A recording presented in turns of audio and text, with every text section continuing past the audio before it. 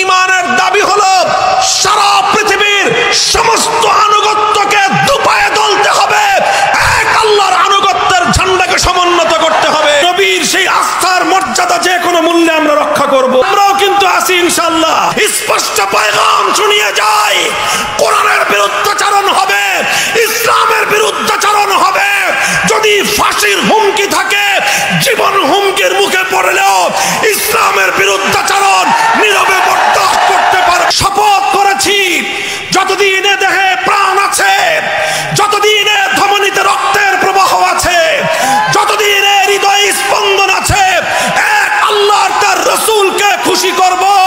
এতে সারা দুনিয়া যদি নারাজ হয়, সারা দুনিয়ার কাউকে পরোয়া করবার সময় আমার না।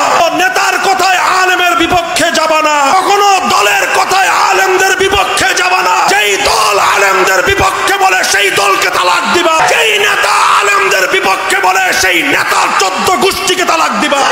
যেটাই সাংঘর্ষিক হয়ে দাঁড়াবে তার বিরুদ্ধাচরণ করা, সেটাই আমাদের ডিউটি আর জিম্মাদারি। আল্লাহর কসম খেয়ে বলি, ক্ষমতার হালুয়া রুটির ভাগ বাটোয়ারা অর্জন করা আমাদের জিন্দেগির বিন্দুমাত্র লক্ষ্য নয়। আমরা ওই ক্ষমতার সিংহাসনের চেয়ে আল্লাহ প্রদত্ত আমাদের ওই সালার চটকে অনেক বড় সৌভাগ্যের বিষয় মনে করি। মাদ্রাসার তালেবে ইলমদেরকে যারা করুণার দৃষ্টিতে দেখেন, দৃষ্টিভঙ্গি বদলা, ভ্রাতৃত্বের দৃষ্টিতে তাকাবেন। আমি আপনার দিকে ভ্রাতৃত্বের দৃষ্টিতে তাকাবো, প্রভুর দৃষ্টিতে তাকাবেন, চোখ উপড়ে ফেলবো।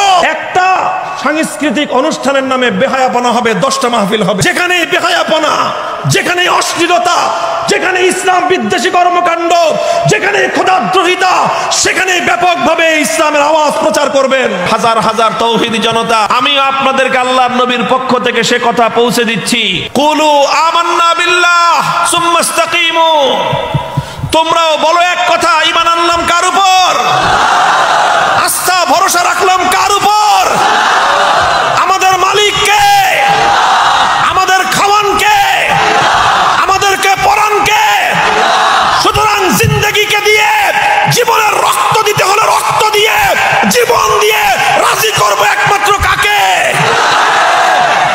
এক আল্লাহকে রাজি করবার চ্যালেঞ্জ গ্রহণ করো।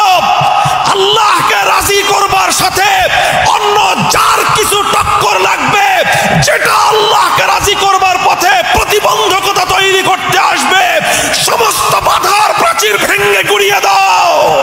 এক আল্লাহকে রাজি করবার জন্য যে কথা বলা আমার দায়িত্ব হয়, সারা পৃথিবী মিলে আমাকে সেই কথা থেকে নিবৃত্ত করতে পারবে না ইনশাআল্লাহ। আমি আপনাদেরকে একটাই আহ্বান জানিয়ে যাই, উলামায়ে কেরামকে মহব্বত করবেন, দুনিয়ার কোনো স্বার্থে নয়। আলেমদের সঙ্গে সম্পর্ক রাখবেন।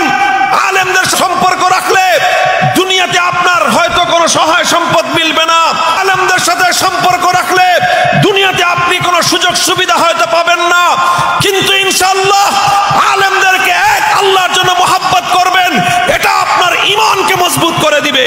আপনারা আমাকে মহব্বত করবেন, ভালোবাসবেন, যতদিন মনে করবেন আমার মুখ দিয়ে আল্লাহর কথা উচ্চারিত হয়, আমার কথা দিয়ে আল্লাহর কোরআনের হক কথা উচ্চারিত হয়, আমার মুখ দিয়ে ঈমানের কথা উচ্চারিত হয়, আমার মুখে তাওহীদের বাণী উচ্চারিত হয়, ততদিন পর্যন্ত আপনারা আমার আনুগত্য করবেন। জাতির মধ্যে তাওহীদি চিন্তা চেতনাকে ভুলুণ্ঠিত করে শিরকি সংস্কৃতি বাস্তবায়নের ষড়যন্ত্র চলবে। আলেম সমাজের মুখ বন্ধ করা যাবে না, বন্ধ করা যাবে। আল্লাহ জিজ্ঞাসা করবেন আলেমদেরকে, তোমরা আলেমরা থাকতে সমাজে মাদক বিক্রি হলো কেন? আলেমরা থাকতে ফেনসিডিল বিক্রি হলো কেন? আলেমরা থাকতে ইয়াবা এর চোরাচালান কেন সমাজে আসলো? কেন সমাজের মধ্যে ইয়াবা মানুষ সেবন করলো? মানুষ কেন মাদক সেবন করলো? আলেমরা থাকতে সমাজে কেন জুয়ার আড্ডা বসলো? আলেমরা থাকতে সমাজে কেন মদের আসর জমলো? আলেমরা থাকতে কেন সমাজের মধ্যে অশ্লীল নৃত্য আর গানের আড্ডা বসলো? আলেমরা থাকতে কেন সমাজের মধ্যে খোদাদ্রোহিতা হলো? আলেমরা থাকতে কেন সমাজে রাস্তার মোড়ে মোড়ে ইসলাম বিরোধী, তাওহীদ এবং একাত্মবাদ বিরোধী শিরকি সংস্কৃতি প্রতিষ্ঠিত হলো? আলেমরা থাকতে কেন আল্লাহর জমিনে আল্লাহর দ্বীনের বিধান লঙ্ঘিত হলো?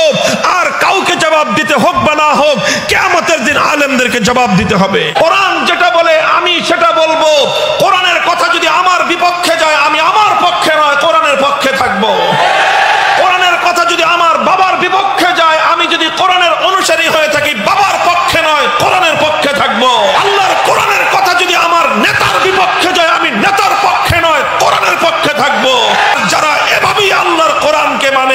তাদেরকেই বলা হয় ইমানদার। দেশ আমার, দেশ আমাদের, দেশ আমার বাপ-দাদার রক্ত দিয়ে কেনা দেশ। এই মাটির প্রতি আমার ভালোবাসা, এই মাটির জন্য আমার জান কুরবান। আমার 1 ইঞ্চি মাটি কেড়ে নিতে আসলে আমি শত্রুর চোখ উপড়ে ফেলতে চাই। কার আমাদের কথা, আমরা এ কথা বলবো, ভালো না লাগলে সীমান্ত খোলা আছে। এই দেশ যাদের ভালো লাগে না, এদেশের ইসলাম যাদের কাছে ভালো লাগে না, এদেশের 1000 বছরের ঐতিহ্য যাদের কাছে ভালো লাগে না, এদেশের 3.5 লক্ষ মসজিদের মিম্বার থেকে সকাল সন্ধ্যা আল্লাহু আকবারের ধ্বনি যাদের পছন্দ হয় না, বাংলাদেশের মাটি তোমাদেরকে বরদাস্ত করবার জন্য প্রস্তুত না। মনোনয়ন করলে তো এমনি মান না, এই আগের থেকেই দেখলেই মেজাজ খারাপ হয়ে যায়। বেটা তগো মেজাজ খারাপ নিয়ে আমরা চলি। জিন্দেগির বাজি একজনকে রাজি আর খুশি করবার জন্য, দেশের মালিককে রাজি করব, তাকে রাজি করতে গিয়ে সারা দুনিয়া যদি নারাজ হয়, পরোয়া করবার সময় আমাদের না। আমরা তাওহীদের পথ থেকে পিছপা হইনি।